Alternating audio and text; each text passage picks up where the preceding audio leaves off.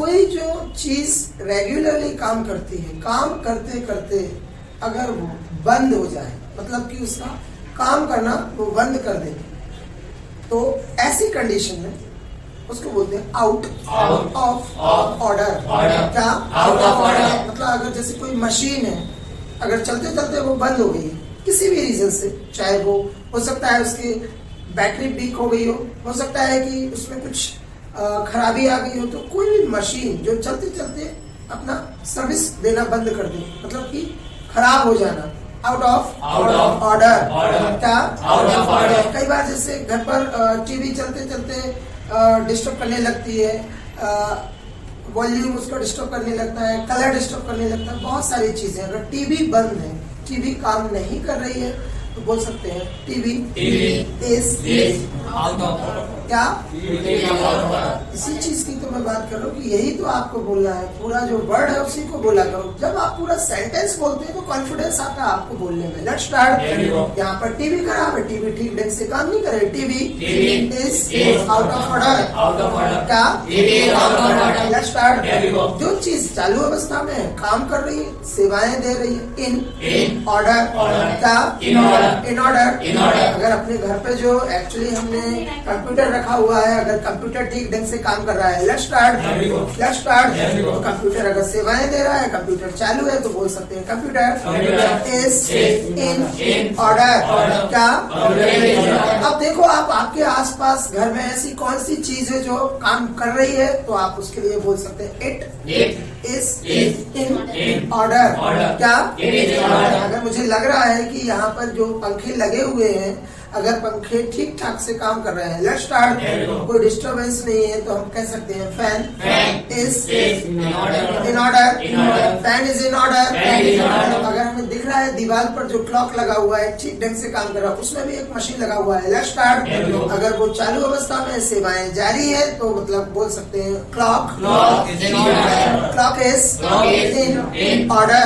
जो आपके आसपास स्पीकर लगे हुए हैं, अगर स्पीकर की बात करें, स्पीकर अगर ठीक ढंग से काम कर रहे हैं, लेट्स स्टार्ट, आपको सेवाएं दे रहे हैं, तो बोल सकते हैं speaker is in order. Let's start. अगर स्पीकर की संख्या बढ़ा दी जाए, 2 या 4 कर दी जाए, तो फिर यहाँ पर इट नहीं यूज करेंगे, फिर हम बोलेंगे स्पीकर्स। क्योंकि अब 2 से ज्यादा है, तो यहाँ पर इसकी जगह अब किसका यूज होगा? आर। तो स्पीकर्स आर इन ऑर्डर। अगर स्पीकर बिल्कुल काम नहीं कर रहे हैं, उनका मतलब कि उपयोग नहीं हो पा रहा है, वो अपनी सेवाएं नहीं दे रहे हैं, सेवाओं से बाहर है, let's start. Speakers are out of order. क्या? Let's start. घर पर एक स्कूटी रखी हुई है, काफी पुरानी है, बहुत दिनों से इसको यूज नहीं किया, चलाया नहीं है, लेट्स स्टार्ट। किक लगा रहे हैं, चाबी लगा दिया है, स्टार्ट नहीं हो रही है, लेट्स स्टार्ट। कहीं ना कहीं मिस्टेक है, इसको यहाँ पर दिखाने की जरूरत है कि ये काम क्यों नहीं कर रही, लेट्स स्टार्ट। स्कूटी अगर सेवाओं में नहीं है, तो scooty is out of order. क्या? Let's start. कंप्यूटर है मेरे घर पर जो ठीक ढंग से काम नहीं कर रहा है, ठीक है ना? Computer is out of order. क्या? अब मेरे पापा ऑफिस के लिए निकलते हैं, सुबह का टाइम हो रहा है, 9 बज रहे हैं, लेट्स स्टार्ट। पापा कहाँ जा रहे हैं? ऑफिस जा रहे हैं। ऑफिस जाना, गो टू ऑफिस। क्या? पापा कहाँ जा रहे हैं? He is going to office। क्या? वो आपको बुलाते हैं, कम हियर। क्या? Come here. आप जैसे उनके सामने पहुंचते हैं और आप उनसे बोलते हैं गुड मॉर्निंग। क्या? और अच्छे से बोलना है तो और खूबसूरत अंदाज में बोल सकते हैं लवली मॉर्निंग। सुनाई दिया? और अगर बेहतर अंदाज में आपको आप चाहते हैं कि उनको विश किया जाए मॉर्निंग में, तो आप बोल सकते हैं अ वार्म मॉर्निंग। सुनाई दिया? A warm morning. Let's start. पापा आपसे कहते हैं कंप्यूटर खराब है, अब इसको रिपेयर करवा लेना। अब खुद करोगे क्या? जी नहीं। क्या करोगे? अब आप दूसरों से सेवाएं लेंगे, और दूसरों से सेवाएं लेना, गेट इट डन। क्या? Get it done. और पापा आपसे क्या बोलते हैं कि आप अच्छा कंप्यूटर को रिपेयर करवाने के लिए किसको बुलाया जाए? किसको बुलाएगा? सर्विसमैन को, जो सर्विस देता हो, मतलब कि जो रिपेयरिंग करता हो, मैकेनिक बोल सकते हैं आप उसको। तो पापा आपसे क्या कहेंगे, या वो आपसे क्या कह के जा रहे हैं? मैं ऑफिस जा रहा हूँ। I am going to office. I am going to office. क्या? I am going to office. Let's start. Let's start. Computer is out of order. क्या? Computer is out of order. Call in the mechanic. क्या? Call in the mechanic. किसको बुलाना? Mechanic को। लेकिन यहाँ पर sentence क्या बोला पापा ने? क्या बोला? सेंटेंस क्या बोल रहे हो? अभी सेंटेंस में क्या बोला उन्होंने? किसको बुलाना? मैकेनिक। तो मैकेनिक हो गया।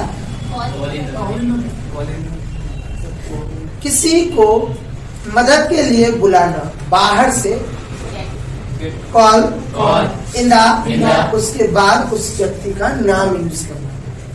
किसी को बुलाना कॉल, लेकिन मदद के लिए बुलाना कॉल इन द, क्या? Call in the. और जिसको बुलाना दा के बाद उस व्यक्ति का नाम यूज करना है। अगर आपके यहाँ कोई बीमार है तो हम किसको बुलाएंगे? डॉक्टर को। कि कॉल इन द डॉक्टर। सुनाई दिया? पापा यही कह के जा रहे हैं कंप्यूटर खराब है, कॉल इन द। अब यहाँ डॉक्टर का कोई काम नहीं है। मैकेनिक, पापा बोल के जा रहे हैं आपसे call in the mechanic. And, अब देखिए एंड लगा दिया उन्होंने, तो कुछ खास कह रहे होंगे, ध्यान रखिएगा। Let's start. और कंप्यूटर को रिपेयर करवा लेना। एंड गेट कंप्यूटर रिपेयर क्यों होगा? रिपेयर्ड। डन की थर्ड फॉर्म, ध्यान रखिएगा। डन क्या है? एक्शन की थर्ड फॉर्म। तो रिपेयर की थर्ड फॉर्म रिपेयर्ड। पापा क्या बोल रहे हैं? Call in the mechanic and get computer repaired. Let's start. आप भी अच्छे कॉन्फिडेंस के साथ बोलते हैं पापा से। Okay dad. आप चिंता मत करो, आप चिंता मत करो। Don't you worry. Don't you worry. मैं ऐसा करवा लूंगा। मैं कंप्यूटर रिपेयर करवाऊंगा तो दूसरों की सेवाएं लेंगे। तो यही तो मैं वही बात कर रहा हूँ ना, दूसरों की सेवाएं लेना। तो कोई काम फ्यूचर में करना, विल का यूज करना। अब खुद करना, आई विल एक्शन। लेकिन यहाँ पर क्या है?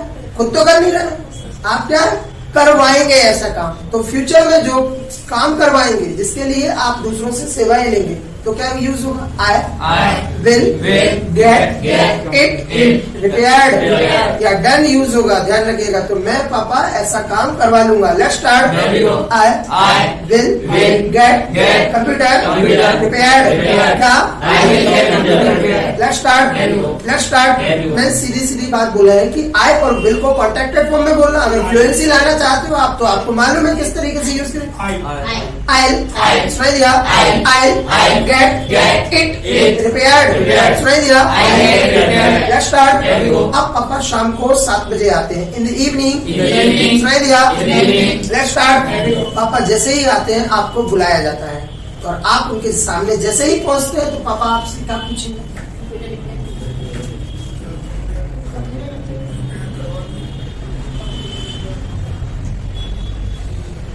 जो काम वो आपको मॉर्निंग में दे रही थी, वो आपसे शाम को पूछेंगे कि नहीं कि आपने ऐसा काम करवाया या नहीं।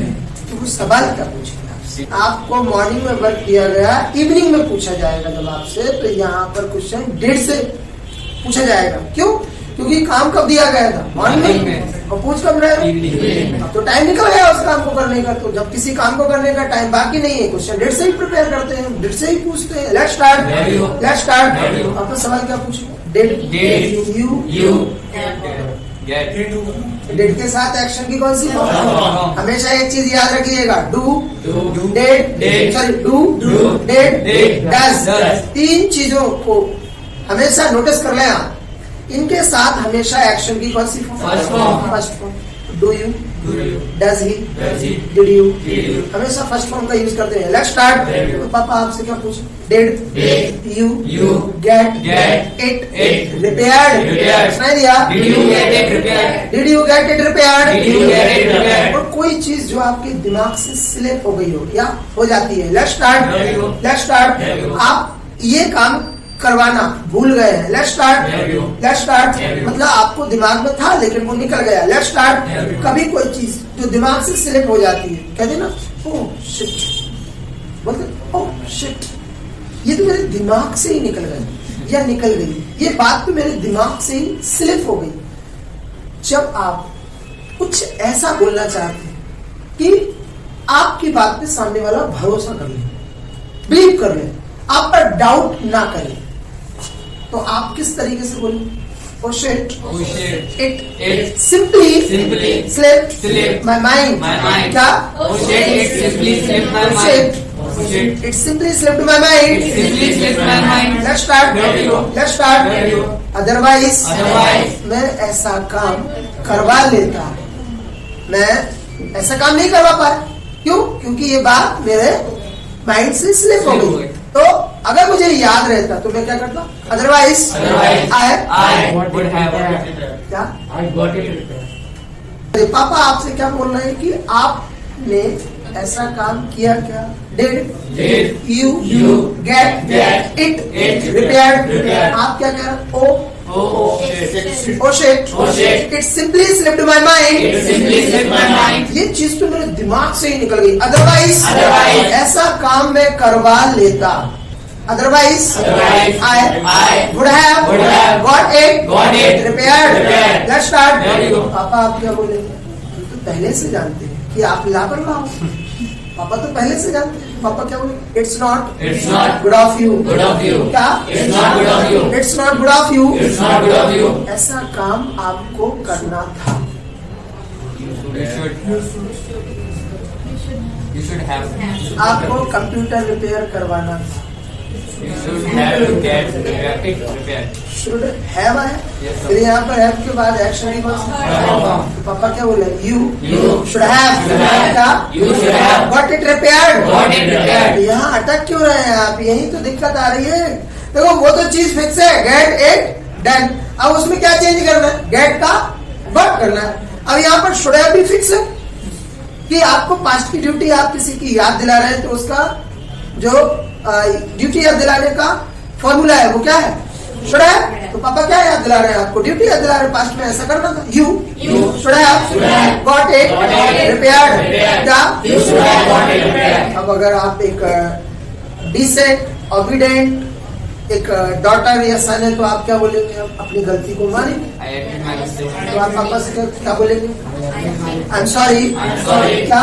I'm sorry. I am sorry. I'm sorry. I admit admit my mistake. my mistake. और अगर आपको लग रहा है कि मुझे अपनी गलती वास्तव में माननी चाहिए तो एडमिट की जगह आप दूसरा वर्ड भी यूज कर सकते हैं।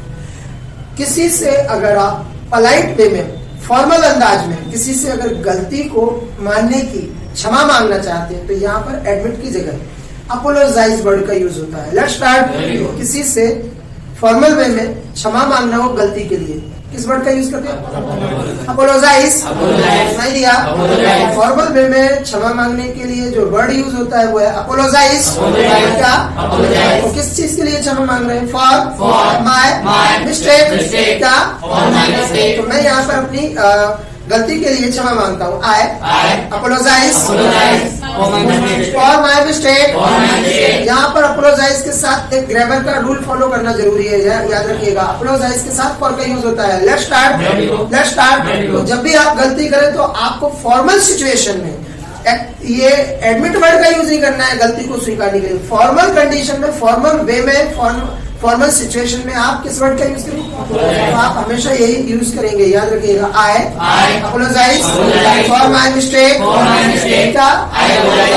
फिर पापा से बोलेंगे next time I want repeat my mistake. Means आप थोड़ा सा ध्यान दीजिए, ऐसा कोई काम जिस काम को हम भविष्य में नहीं करेंगे। रिपीट मतलब दोहराना।